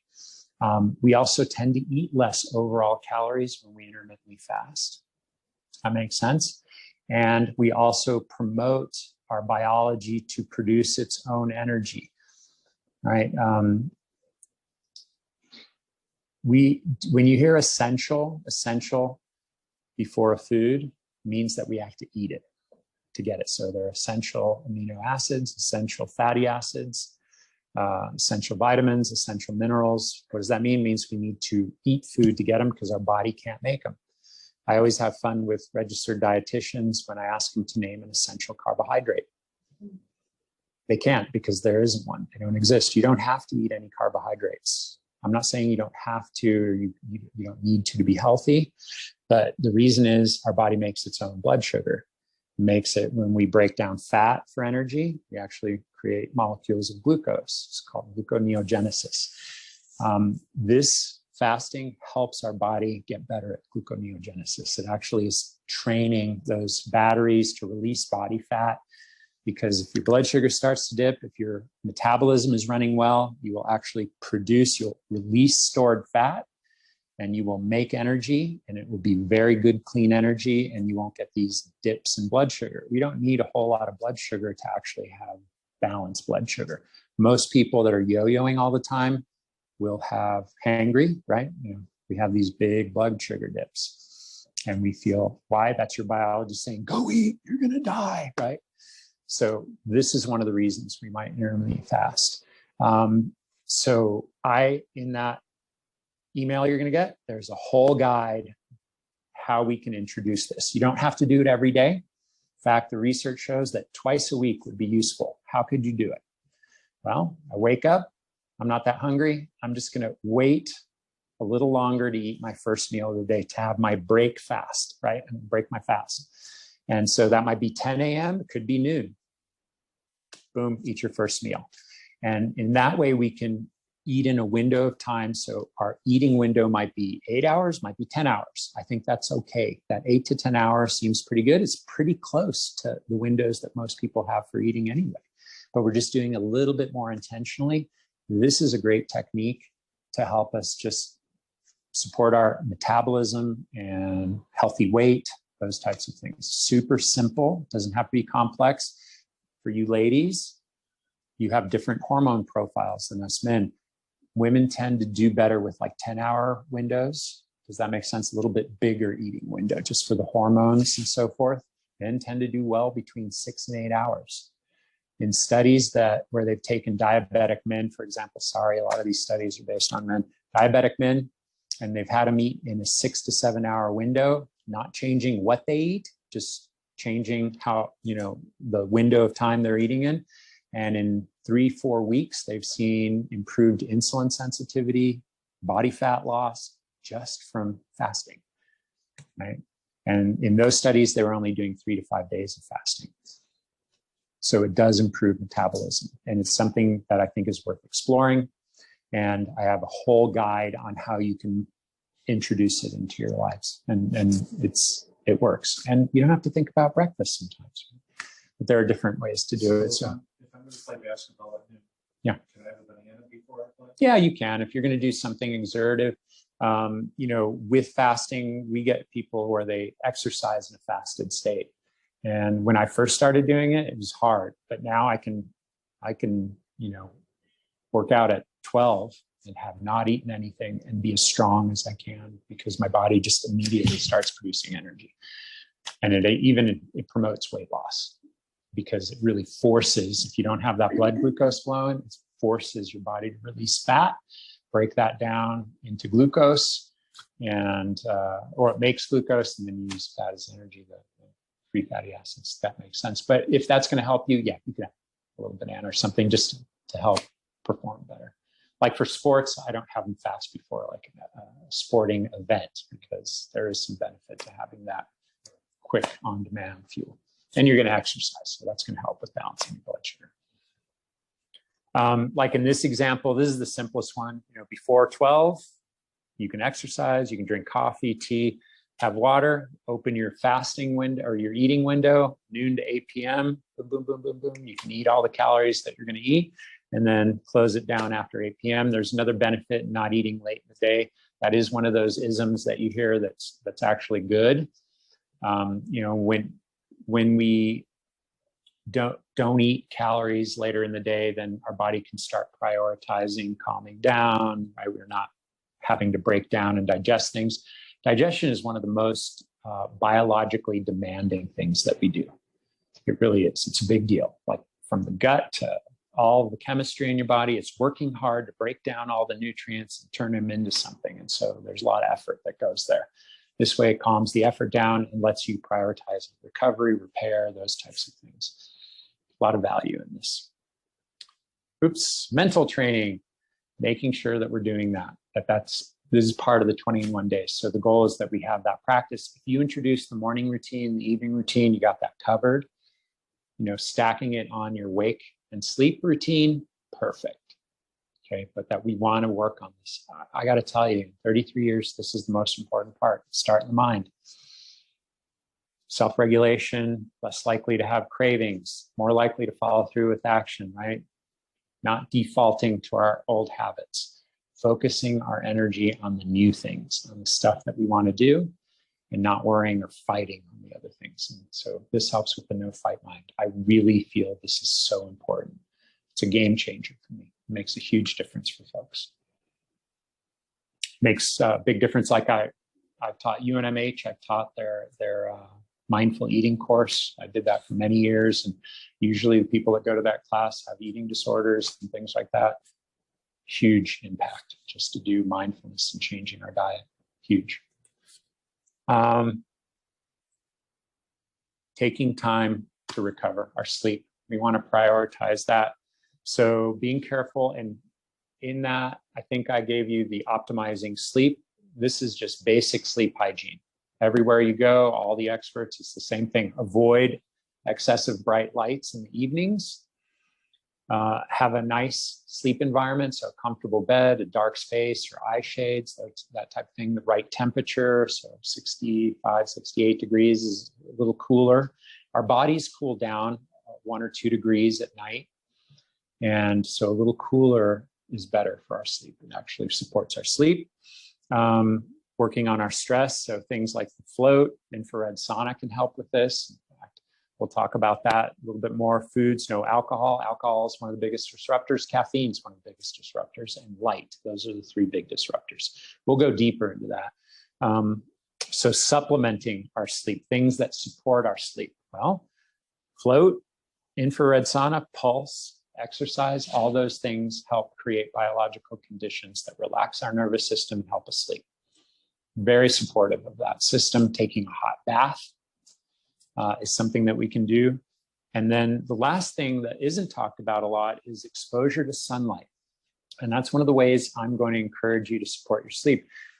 We regulate sleep through cortisol and melatonin. These are 2 hormones. These are the primary regulators of our sleep. They also regulate immune function, all kinds of other things. And so the research shows that if we can get some sunlight in the morning, so get 10 to 30 minutes, now that the sun's lower in the horizon, we need more of it. But if you can go outside, you can wear your glasses, but not through a window, get natural sunlight in your eyes, that actually sets your melatonin levels for the evening.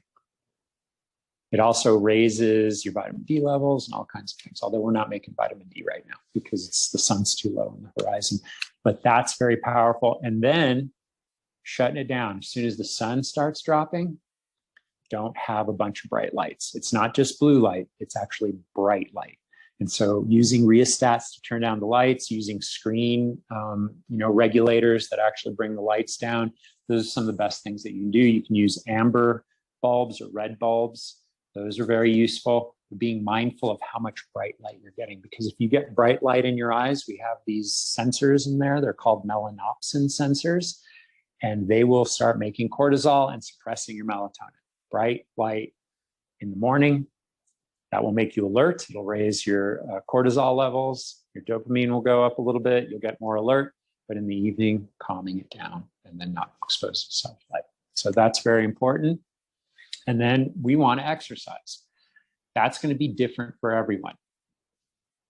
Move every day. That's what I'm going to encourage you to do, something where you're physically moving, walking, taking the stairs, all that classic stuff. But with that said, intentional, uncomfortable exercise at least 3 times a week. That's the goal. And you can hit it with things like sprinting, like ARX or Carol. Wonderful. You can come in here and do that. You got your workout in for the week. It's really good.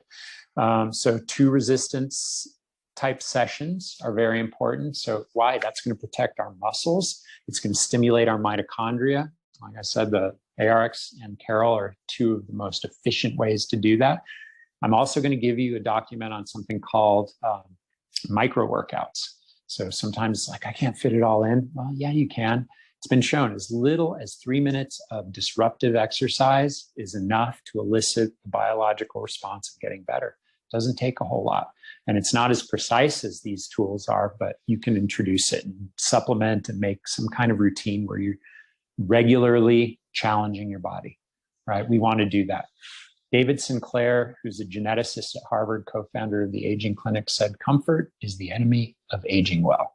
And exercise is one of those things that make us uncomfortable. Very specifically to him, he's like, you got to exercise. You got to challenge your mitochondria, your muscle tissue. Exercise makes us grow our mitochondria so they're more robust.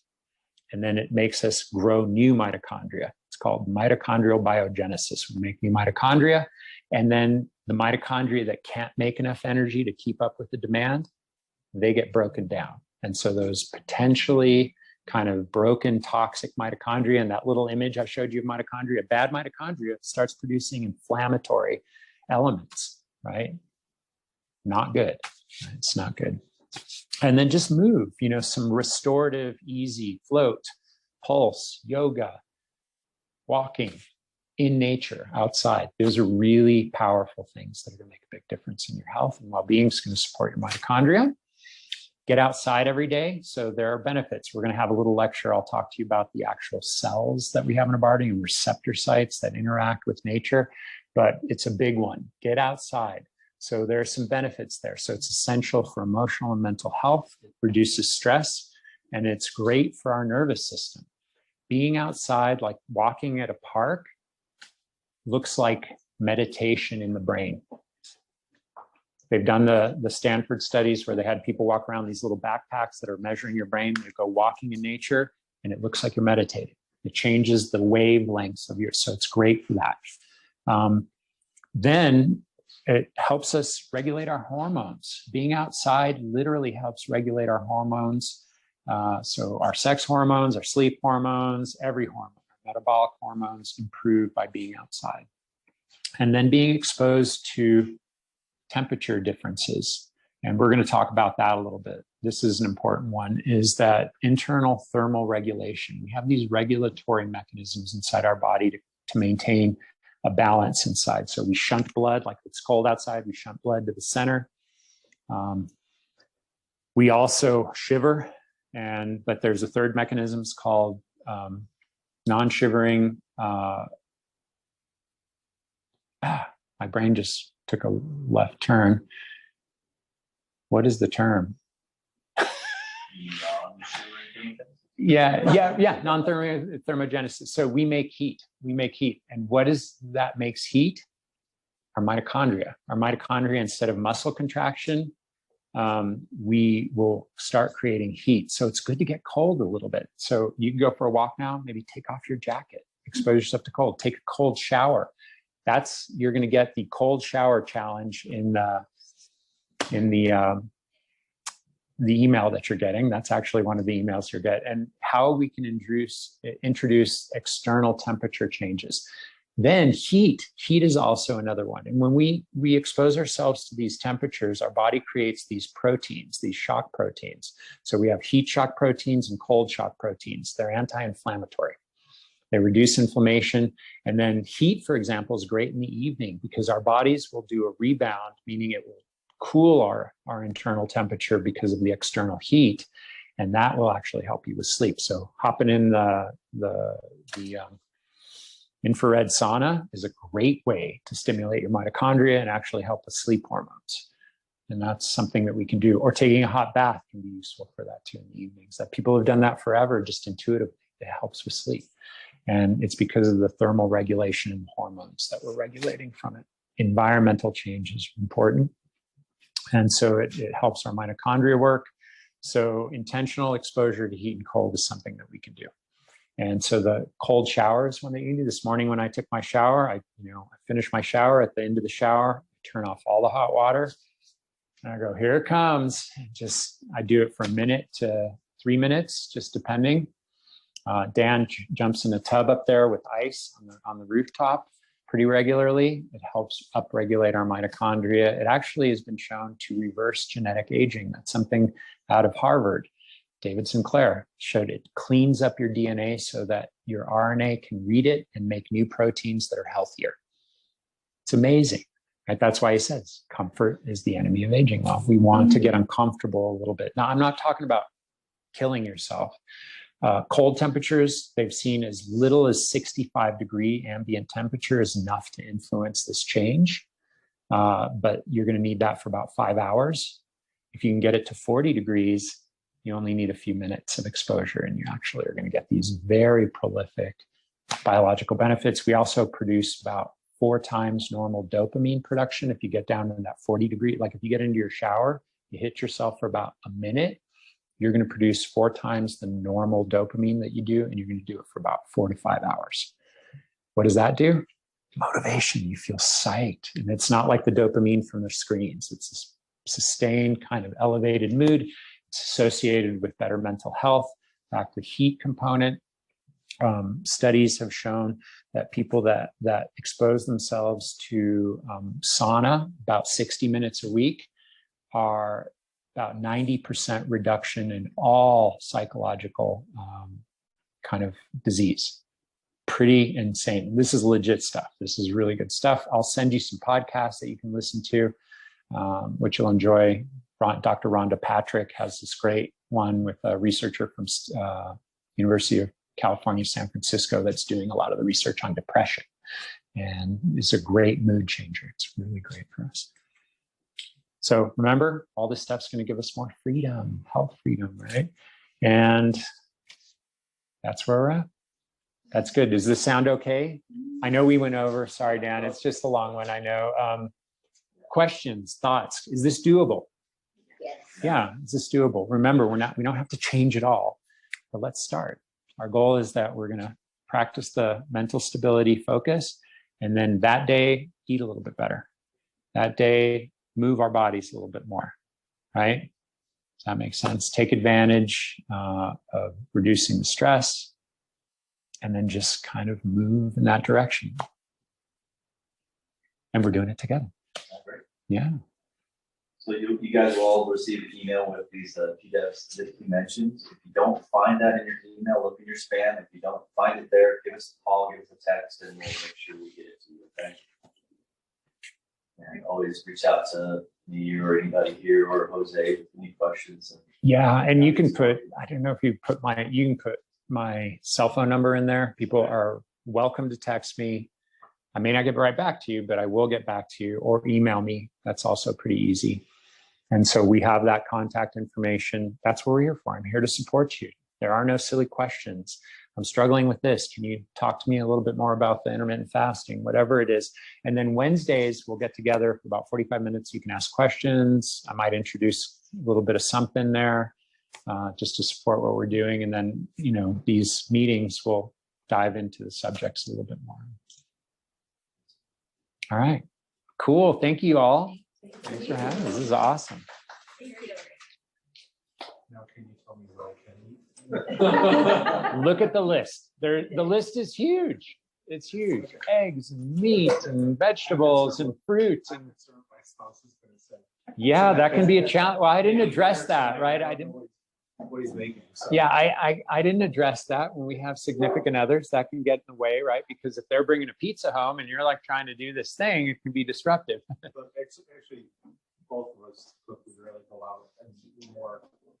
He's Italian, so it's more like olive oil. Good. More Mediterranean. Yeah. Well, Olives. the traditional Mediterranean diet, which is not the one that's usually promoted, that's the post-World War II Mediterranean diet. A lot of people don't know that, like the Blue Zones Mediterranean. It's good to see you. Yes, please, anytime. It's that type of food. It's, it's fatty, there's protein, there are vegetables, there are fruits.